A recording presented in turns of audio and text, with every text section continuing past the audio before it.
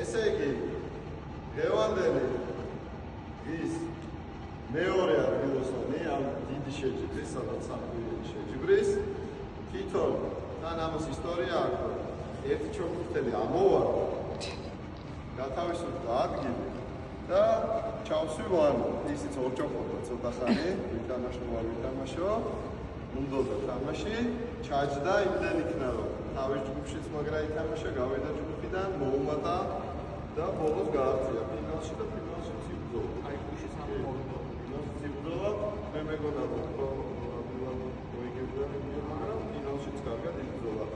თავისი ბავშვობის ტექნიკამ და თავისი ქნეს, უბრალოდ ცოტა ბეტი ვარჯიში უნდა რომ მოუმატოს, ხო? ასე რომ ბეტი ტურნირი. ბრავო.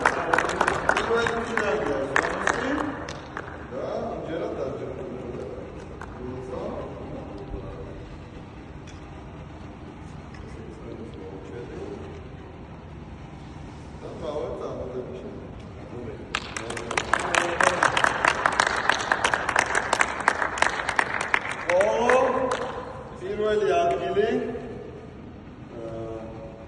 ფავორიტი ამ შეჯიბრის ერთ-ერთი მთავარი ამ შეჯიბრზე ისე იყო რომ ძლიერები ჯგუფში იყვნენ და როგორც არის რომ აჯგუფი კარგი ძლიერი და სიკვდილი ჯგუფი გამოვიდა თქო თან გაუხარდა მაგრამ ოჰო გამაცინეო რა სიკვდილი ჯგუფი და გავიდა დამაჯერებლად არ აღმოჩნდა ის სიკვდილი ჯგუფი თუმცა ნახევარფინალში ისევ თორნიკესთან ისევ დრამატული მატჩი ჰქონდა და ისევ მოახერხა და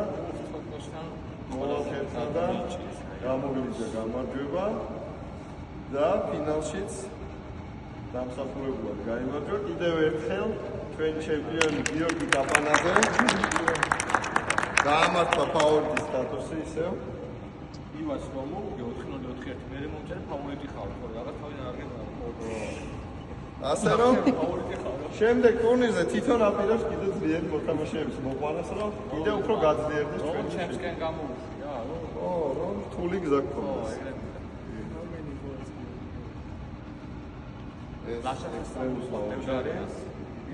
და რაც მთავარია ჩვენი ძალიან ლამაზი თასი თუ შეიძლება დავაფიქსიროთ ახლა მომენტ მოიგო კლუბ გიორგი ბრავო გიორგი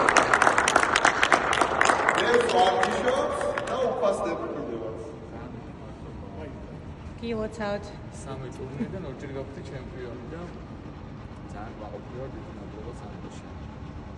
შემდეგ ტურნირზეც თუ დავთავთ ნებას, მონაწილეობა და ვიყან ცოტა კაი მოთამაშეებს და აკეთეს. გამოცდილებს რომ თუ წინააღმდეგები არ იქნებიან გამოცდილებად პირიქით. გაძლიერებაც მიიღებენ. მე ხალხად ისე მაჩები შეიძლება 100